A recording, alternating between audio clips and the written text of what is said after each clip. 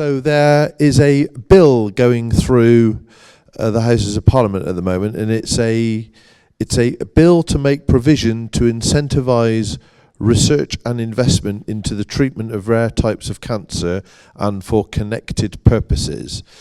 Dr. Scott Arthur is leading it. He's the Edinburgh South West MP.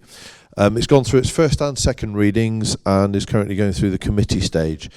It will have a significant effect on helping rare and less common cancers, of which obviously GIST is one of them. So we are watching that closely on your behalf, and we will report via the website as to the outcomes and, you know, what difficulties they might be having and whether or not they need some support from patient groups like ours. So we will keep you up to date with that. Right, I'm now going to hand over to Mark and Cathy again, who are going to talk to you about a number of different things.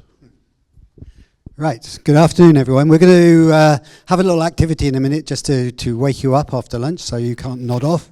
But just to say there's still plenty of opportunity to put any questions you might have for us up on the boards around. We will do our best to answer them as we go through either the rest of the day or after this meeting through the various mechanisms we have to get these sorts of things out to you. One of the questions was around some of the language. I mean, if you're new to GIST, then the sessions this morning would have introduced you to a whole new foreign language. So if you really want to go back and sort of understand again some of those basic terms that were discussed, say, well, actually, what do we mean by adjuvant and other things, then can I recommend to you the GIST for Beginners booklet, which there's copies still over there, or you can download it from the website. There will be as well the recordings, which will be up on the website probably about 2 weeks after today, and you can go back and relive the experience in all its glory, so that's something else to look forward to. But one of the questions that was raised was around that table about low, medium and high risk and how these sorts of things are identified. So if you want to find out where can I find that table, you can find it in the booklet or on the website, and you can use that to identify whether your GIST is low, medium or high risk. You need to have those key criteria. But just to remind you that is prior to treatment with imatinib. So you need to take that into context because I'm fairly high risk, but hopefully the imatinib has been working for me. So booklet, website, that's the place to go for further information. And if you can't find the answers, then email us and you can find details of that on the website. And then over to Cathy. And with some of those questions,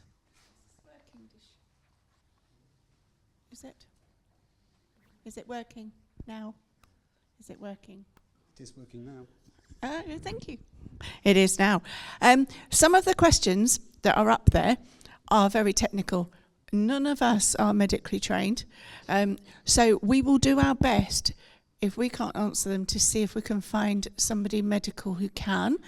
And that might not be today. So it might be that we, after the meeting, contact some medical people and ask them if they can answer some of those questions.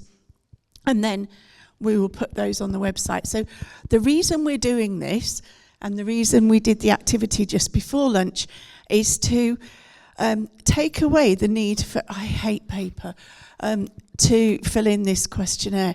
So I've only been a trustee for just over a year, and we have these questionnaires and we then go through them. And a lot of the answers are the same. And I wanted to make it a bit more that we're listening to you and you feel that we're listening to you, and then we're acting upon what you're saying rather than you just fill in a form and then you don't know what happens to it. So that's part of the reason that we've started this new system, and we'll see if it works. It might need tweaking. So I know, Nick, you thought we were going to do the next thing, but we're going to do that at the end. Is that okay? The trustee thing. You want that now? Okay. All right. So you're not going to get up and do anything. Can we just go down a bit, please, Tony? To the trustee. That one. So we've mentioned this a lot today. We are, and I'm going to say it again, we're all volunteers and we do this for fun.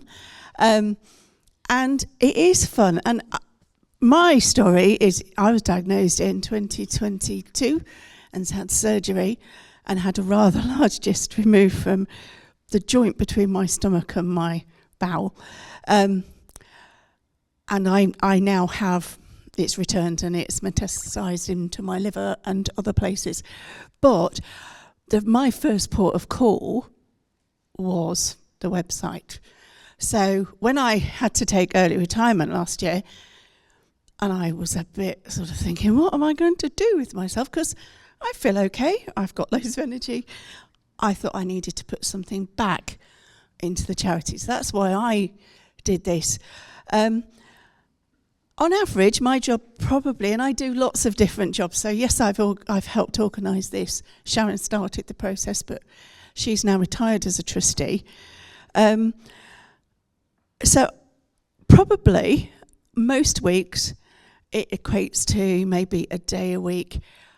Coming up to this meeting, it's been a bit more than that, and then other weeks I might not do anything at all to do with the charity.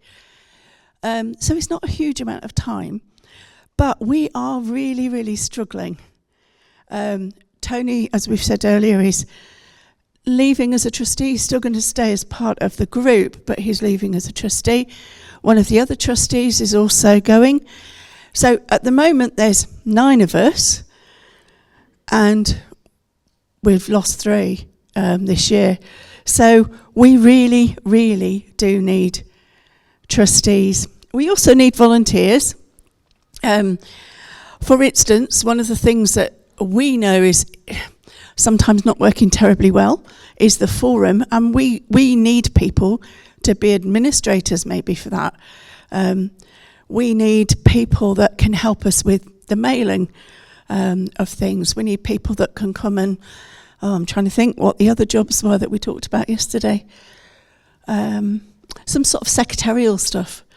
There's all sorts of things that we need help with. So please, if you think, oh, do you know, I could give a bit of time, please come and talk to one of us or put it on that form so that one of us will contact you. So if you leave your details on the back of that form or on the front of the form, we'll get back to you. I think I've lost a bit there. So we need I think I've said all this. Lots of different skills. So I was a head teacher. I'd never organised a meeting before, but I've done that now. But we support each other. So as much as Tony might work, he does a lot of stuff with research. I've gone and done some stuff with Tony on the research. Tony works in the IT bit. You know, we all support each other, and we're quite a jolly bunch to get on with, really. But you could be just who we're looking for. So even if you can just give us a bit of time, we'd really love it. So if you please give us your details, and don't hate me. Okay, Nick, can you turn the button?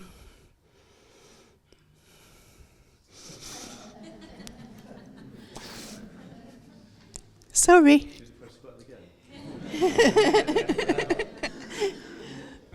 We were talking about this yesterday in our trustee meeting, and he was going, don't use a picture of me. So, it's Molly now, is it? Is it? Yeah. Right, so yes. Okay, yeah, thank you for that. Yes, that's really important. Trustees, they are the backbone of keeping this charity going, and you can do as much or as little as you like, but if you any ideas that you might have that you'd like to join us, then just come and have a chat.